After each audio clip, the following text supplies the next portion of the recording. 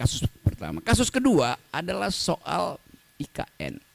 Tiba-tiba masyarakat Dayak menganggap saya menghina adat Dayak. Di mana hinaannya?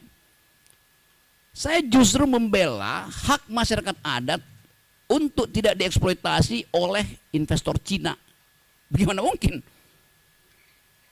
Mungkin udah 5-6 kali saya ke Kalimantan, diundang oleh universitas, diundang oleh komunitas masyarakat adat untuk minta pendapat saya. Tetap pendapat saya, IKN ini berbahaya secara diplomasi, berbahaya secara geopolitik, dan bahkan berbahaya secara kebudayaan. Karena pasti kalau ada IKN di situ, masyarakat adat akan tersingkir. Dan itu artinya hilang jejak kultural kita di situ. Jadi dari awal saya membela masyarakat adat Dayak, Banjar, segala macam di situ. Jadi kalau ada satu theatrical, ada binatang digorok di situ, saya menyesalkan. Siapa yang provokasi teman-teman Dayak saya yang pernah berkali-kali mengundang saya? Itu soalnya tuh. Jadi soal-soal semacam ini yang mau saya ucapkan untuk menerangkan bahwa saya mencintai bumi Kalimantan karena saya itu bertahan jangan itu dijual.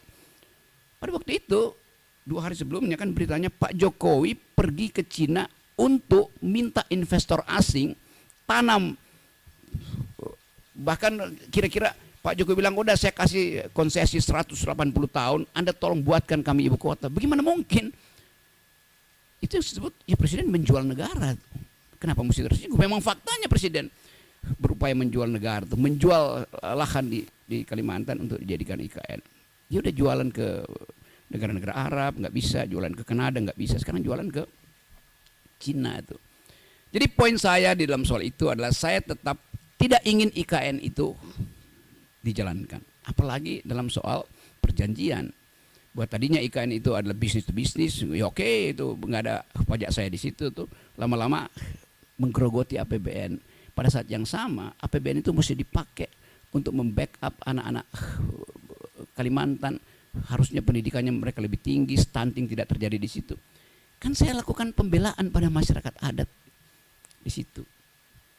Oke, demikian juga di tempat lain, di mungkin NTT, NTB itu, di Papua ada orang yang tiba-tiba merasa bahwa tersinggung. Iya, saya minta maaf karena saya menyebabkan kalian berselisih tuh. Nanti diterangkan apakah perselisihan itu saya yang picu. Bukankah ada forum untuk menyelesaikan perselisihan? Kenapa mesti pakai kekerasan misalnya itu? Tapi saya nangkap itu bahwa kemarahan itu memang harus diucapkan pertama kali itu. Dan itu yang membuat saya tetap akan mengatakan bahwa saya akan terus mengambil risiko untuk jadi pendidik demokrasi itu dengan segala macam akibat.